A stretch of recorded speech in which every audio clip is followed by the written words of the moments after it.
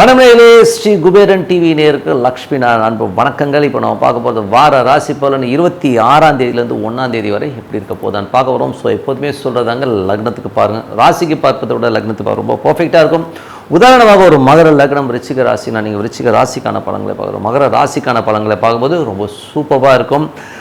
இந்த வாட்டி tip of the வீக்கில் கடன். ஏன்னா கடன் பார்த்திங்கன்னா நிறைய பேருக்கு நிறைய விஷயங்கள் வந்து அடிபட்டிருக்கோம். கடன் பிரச்சனையிலேருந்து எப்படி தீர்வு, அது ஏன் வருதுங்கிறதெல்லாம் சொல்லியிருக்கோம், பரிகாரங்களையும் சொல்லியிருக்கோம். கண்டிப்பாக அப்ளை பண்ணி பாருங்க, ரொம்ப சூப்பராக இருக்கும். ரிஷபராசி. ஸோ ரிஷபராசிக்கு வந்து பார்த்திங்கன்னா உங்களது ராசியாதிபதி சுக்கிரன் வந்து 11ல் இருக்கார். அது புதனுடைய ஸ்தானத்தில் இருக்கும்போது நிறைய வருமானங்கள், ஸோ நிறைய வருமானங்கள், மறைமுகமான வருமானம் நிறைய வர்றதுக்கான நிறைய இருக்குது. கலைஞர்கள்லாம் வந்து பெரிய வருமானம் வர மாதிரியான விஷயங்கள் ரொம்ப சூப்பராக இருக்கும். நல்ல சந்தோஷமாகவும் குதூகலமாகவும் இருக்கிறதுக்கான வாய்ப்புகள் நிறைய இருக்குது. கொஞ்சம் ஹாப்பியஸ்ட் மூமெண்ட்னு சொல்லுவோம். ஸோ அந்த மாதிரி விஷயங்கள்லாம் இருக்கும். ஸோ எல்லாமே ரொம்ப நல்ல விஷயங்கள் தான். அதுக்கப்புறம் பார்க்கும்போது உங்களுக்கு ரெண்டுங்கிறது குடும்பம் சம்மந்தமான விஷயம், நல்ல வருமானம் சம்மந்தமான விஷயங்கள் இருக்கும்போது நிறைய வருமானத்துக்கான வழிகள் தெரியும். ஸோ இதுவரை வந்து கொஞ்சம் தடுமாறிட்டு இருந்தாங்கன்னா இப்போ வந்து ஓரளவுக்கு வந்து வருமானத்துக்கான வழிகள் வரதான் ரொம்ப பக்காவாக தெரியும். ஸோ அது மட்டும் இல்லாமல் 3ஆம் அதிபதி சந்திரன் வந்து பார்த்திங்கன்னா உங்களுக்கு வந்து உங்கள் முயற்சிகள் வந்து பெரிய வெற்றி இருக்கும். கொஞ்சம் ட்ராவல் அதிகமாக பண்ணுற மாதிரி இருக்கும். ஸோ வருமானம் மற்ற பிளானிங்காக வந்து கொஞ்சம் ட்ராவல், கொஞ்சம் வெளியூர் வெளிநாடு பிரயாணம் பண்ணுற மாதிரி விஷயங்கள் எல்லாம் கண்டிப்பாக கொடுக்குங்க. அதுக்கப்புறம் பார்க்கும்போது 4ஆம் அதிபதி, ஸோ 4ஆம் அதிபதியான சூரியன் வந்து பார்த்திங்கன்னா உங்களுக்கு ராசியிலே இருக்கும்பொழுது வீடு சொத்துக்கள் வாங்கணுங்கிற எண்ணங்கள் இருக்கும். ஸோ மாடியில் ஏதாவது வீடு கட்டலாமா அப்படிங்கிற எண்ணங்களை கொடுக்கும். ஸோ இந்த மாதிரி விஷயங்கள்லாம் நிறைய ஏற்படுத்துங்க. புதுசாக வண்டி வாங்கலாங்கிற எண்ணங்களையும் நிறைய ஏற்படுத்தும். ஸோ எல்லாமே சிறப்புங்க. ஸோ அதுக்கப்புறம் 5ஆம் அதிபதி புதன் வந்து பார்த்திங்கன்னா ராசியிலே இருக்கும்போது குழந்தைகள் சம்மந்தமாக நிறைய விஷயங்களை வந்து மனசில் போட்டு வளர்த்துப்பீங்க. ஐயோ இந்த குழந்தை எப்படி இருக்குது நான் என்ன பண்ணுவேன், ஏது பண்ணுங்கிற மாதிரி சின்ன சின்ன புலம்பல்கள் இருக்கும். சமயத்தில் வந்து வழி தெரியல, என்ன பண்ணுறதே தெரியலைங்க, ஒரு பிளாங்காக இருக்குது, இந்த பிள்ளை இந்த மார்க் எடுத்துகிறேன், இதை வச்சு நான் என்ன பண்ண போகிறேங்கிற மாதிரி ஒரு பிளாங்கான ஒரு சுச்சுவேஷனே கண்டிப்பாக ஏற்படுத்துங்க. ஸோ இதெல்லாம் இருக்குங்க. ஏன்னா வந்து புதன் வந்து அஸ்தங்கமானனால அந்த மாதிரி விஷயங்களை கண்டிப்பாக ஏற்படுத்தும். 6ஆம் அதிபதி, 6ங்கிறது வந்து வேலை விஷயங்களை சொல்லுங்கள். ஸோ வேலை சம்மந்தமான விஷயம், கடன் சம்மந்தமான விஷயங்களை சொல்லும்போது அது வந்து உங்களுக்கு சுக்கிரன் வந்து உங்களுக்கு வந்து 11ல் இருக்கும்போது நல்ல ரொட்டேஷன்ஸ் இருக்கும், நல்ல லாபங்கள் இருக்கும். கொஞ்சம் செலவுகள் இருந்தாலும் வந்து அடுத்த கட்டத்துக்கு போகிறதுக்கான ரொம்ப நல்லா இருக்குங்க. ஸோ அதுக்கப்புறம் வந்து உங்களுக்கு 7ஆம் அதிபதியான செவ்வாய் வந்து பார்த்திங்கன்னா உங்களுக்கு வந்து நீச்சமாக 3ல் இருக்கும்போது கணவன் மனைவிக்கு உள்ள தேவையில்லாத ஒரு சந்தேகங்கள், எப்படி இருக்குமோ அப்படி இருக்குமோ ஒரு சின்ன சின்ன சந்தேகங்கள் வர்றதுக்கான வாய்ப்புகளும் கொஞ்சம் கவனமாக இருக்கணும். ஸோ இது வந்து பார்த்திங்கன்னா உங்களுக்கு தேவையில்லாத ஒரு மன உளைச்சல் ஏற்படுத்தும், கண்டிப்பாக ஏற்படுத்துறதுக்கான நிறைய இருக்குது. கொஞ்சம் கேர்ஃபுல்லாக இருக்கணும் அப்படிங்கிறது தான் உண்மையான விஷயம். அதுக்கப்புறம் பார்க்கும்போது உங்களுக்கு 8ஆம் அதிபதி, ஸோ 8ல் வந்து பார்த்திங்கன்னா உங்களுக்கு வந்து 8ஆம் அதிபதியான குரு. ஸோ 8ஆம் அதிபதியான குரு வந்து பார்த்திங்கன்னா உங்களுக்கு 2ல் இருக்காருங்க. ஸோ கொஞ்சம் பேசும்போது கொஞ்சம் கவனமாக பேசணும். ஏன்னா வந்து ஏதாச்சும் வந்து ஏடாவரமாக பேசிடுவோம், ஒரு கமிட்மெண்ட் கொடுத்துருவோம். குடும்பத்துலேயும் வந்து பார்த்திங்கன்னா தேவையில்லாத வாக்குவாதங்கள், சின்ன சின்ன கலகங்கள் ஏற்படுறதுக்கான வாய்ப்புலாம் இருக்கணும். கொஞ்சம் கவனமாக இருக்கணும். எது செய்கிறதா இருந்தாலும் கொஞ்சம் யோசித்து பொறுமையாக முடிவெடுக்கிறது ரொம்ப ரொம்ப நல்லதுங்க. ஸோ அது கொஞ்சம் கேர்ஃபுல்லாக இருக்கணும்.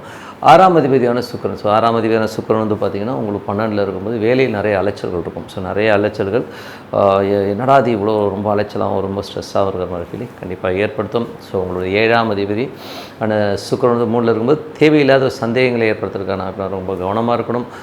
9ஆம் அதிபதியான சனி. ஸோ 9ஆம் அதிபதி சனி வந்து பார்த்திங்கன்னா உங்களுக்கு 11ல் இருக்கும்போது வெளிநாடு வெளி மாநிலங்களில் இருக்கவங்களாம் நல்ல வருமானங்கள், வெளியில் செட்டில் ஆனாலும் பெரிய பணம் வர்றதுக்கான வாய்ப்புலாம் இருக்குது. ஒரு பெரிய சீட்டு, ஒரு ஏதாச்சும் எதிர்பார்த்துருந்த ஒரு பெரிய காலேஜுக்கு நான் வந்து அப்ளை பண்ணியிருந்தேன்னா கண்டிப்பாக மேற்படிப்புக்கான ஒரு வாய்ப்புலாம் ரொம்ப சிறப்பாக இருக்குது. எல்லாமே சூப்பராகவே இருக்குங்க. அதில் 10ஆம் அதிபதி உங்களுக்கு 11ல் இருக்கும்போது தொழில் ரீதியான விஷயங்கள், நல்ல வருமானங்களும், வெளிநாட்டில் இருக்கணும் வந்து பெரிய வருமானங்கள் இருக்கானாங்களும் ரொம்ப சூப்பராக இருங்க. ஸோ எல்லாமே ரொம்ப நல்ல விஷயங்கள் தான். ஸோ அதுக்கப்புறம் பார்க்கும்போது உங்களுக்கு 11ஆம் அதிபதியான குருவும் பார்த்திங்கன்னா உங்களுக்கு 2ல் இருக்கும்போது நல்ல வருமானம், நல்ல ஏற்றங்கள், நல்ல புதுசாக ஏதாச்சும் பெருசாக சாதிக்கணுங்கிற எண்ணங்கள், பெரிய ஒரு பணம் வந்து உண்டாக்கணும், பெரிய லெவலில் வந்து சம்பாதிக்கணுங்கிற எண்ணங்கள்லாம் கண்டிப்பாக இருக்குங்க. பட் என்னென்னா தேவையில்லாத ஒரு கலகங்கள் வரும். ஸோ அதை மட்டும் கொஞ்சம் கரெக்டாக கேர்ஃபுல்லாக பண்ணிக்கணும். மற்றபடி எல்லாமே சிறப்பு தான். இதில் வந்து பார்த்திங்கன்னா மேஜராக வந்து இந்த ரிஷபராசிகள் இந்த வாரத்தில் வந்து மேஜரான விஷயங்கள்னால் யார் என்ன கேட்டாலும் செய்தாலும் அதை அப்படியே எடுத்துக்காதீங்க, யோசிங்க. அதுதான் மேஜரான டிப்பு. ஸோ யோசித்து முடிவு எடுக்க தான் ரொம்ப. ஏன்னா கழகங்களும் வழியில் யாரை சொன்னாங்க அவங்க சொன்னாங்கன்னு சொல்லிட்டு மூளையை குழப்பிட்டு நைட்லாம் தூங்க இல்லாமல் தேவையில்லாத விஷயங்களை ஈடுபட்டு இருக்காதிங்க. ஸோ அதுதான் வந்து கொஞ்சம் நமக்கு மனக்காயங்களை ஏற்படுத்தும். அந்த விஷயத்தில் மட்டும் கொஞ்சம் கவனமாக இருந்துங்க. மற்றபடி எல்லாமே சிறப்பு தாங்க. ஸோ ப்ளஸ் அண்ட் மைனஸை உட்காந்து யோசிங்க, சிறப்பான பதில் நல்ல விஷயங்கள் நடக்கும். இப்போ பார்க்க போகிறது tip of the week. So tip of the வீக்கில் இப்போ நம்ம பார்க்க போகிறது கடன் தீர இன்னும் வழி. ஸோ அதை தான் வந்து டிப் ஆஃப் த வீக்கில் மேஜரான விஷயம். கடன்கள். ஸோ கடன்கள் வந்து எப்படிலாம் வரும் அப்படின்னும்போது, யாருடைய ஜாதகத்தில் கடன் அதிகமாக இருக்கும்னா குரு கேது தொடர்பு. ஒன்று குரு கேது நட்சத்திரத்தில் வருது, குருவும் கேதுவும் ஒன்றா வருது. ஸோ இந்த மாதிரி விஷயங்கள் இருக்கவங்க, ஸோ இவங்களுக்கு வந்து ஒன்று கடன் வரும், இல்லைன்னா புத்திர தோஷங்களையும் புத்திரத்தினால் ஒரு டென்ஷனையும் உருவாக்கும். சில பேர் குழந்தை இருக்காது, ட்ரீட்மெண்ட்டில் தான் குழந்தை போகும், அந்த மாதிரி விஷயங்கள். அதுமாதிரி குரு கேது இருக்கவங்களுக்கு கடன்கள் அதிகமாகிடும். ஏதோ ஒரு விஷயம் ஆரம்பிக்க போய் ஒரு பெரிய கடனை கொண்டு வந்து விட்டுருன்றது தான் மேஜரான விஷயம். அது மாதிரி இல்லைன்னா ஒரு வழக்குகளால் ஒரு தலைவலிக்கும். ஸோ இந்த 3 விஷயத்தில் தான் வந்து மேஜராக பாதிக்கப்படும். ஸோ இந்த மாதிரி இருக்கும்போது கடன் தீரணும்னா என்ன பண்ணணும், இந்த மாதிரி வழக்குகள், இந்த மாதிரி டென்ஷன் வந்து வெளியில் வரணும், ஒரு கிளாரிட்டி வரணும்னா குரு கேது இருக்கவங்க பௌர்ணமி சித்தர் வழிபாடுகள் கண்டிப்பாக. அந்த சமாதிகள் போய் உட்காந்து பாருங்கள். நீங்கள் ஒரு முறை பார்த்தா உங்களுக்கு புரியாது, நீங்கள் கண்டினியூவாக போயிட்டு இருக்கும்போது உங்கள் லைஃப்பில் வந்து எவ்வளோ சேஞ்ச் வருங்கிறத நீங்கள் பார்க்கலாம். இது வந்து எனக்கு கண்கூடாக ஒருத்தர் வந்து ரொம்ப கஷ்டத்தில் இருந்தவர் அங்கே போய் படுத்தே தூங்கிடுவார். அந்த காலகட்டத்தில் தூங்க விட்டாங்க, இப்போ தூங்க விடுறதில்ல. ஸோ அதனால் தூங்கிடுவார். ஸோ காலையில் இருந்து அவர் வந்து லைஃப்பில் வந்து இன்றைக்கி வேறு லெவலில் இருக்கார். ஸோ இது ஒரு உதாரணம். இதுக்கப்புறம் பார்க்கும்போது கடன் எப்போ அடையுங்க, எனக்கு வந்து கடன் தீரணும் அப்படின்னா அஸ்வதி நட்சத்திரம் வர அன்னைக்கு, ஓகேங்களா, அஸ்வதி நட்சத்திரம் வர அன்னைக்கு மேஷ லக்னம் வர அந்த டைமில் வந்து நீங்கள் வந்து ஒரு பணத்தை, அதாவது கொஞ்சம் அசல் கொஞ்சம் வட்டி ரெண்டுமே சேர்த்து கொடுத்துட்டிங்கன்னா உங்கள் கடன்கள் ஈஸியாக அடைபடுங்க.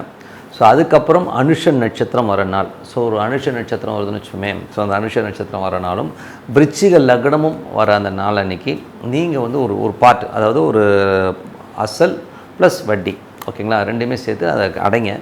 அந்த காலகட்டத்தில் அடைச்சிட்டிங்கன்னா அந்த கடன் வந்து கடன் உங்களுக்கு வந்து அடையப்படுங்க. ஸோ அது வந்து ரொம்ப சூப்பராக ஒர்க் ஆகும். அது வந்து பண்ணி பாருங்கள், அது ரொம்ப நல்லாயிருக்கும்.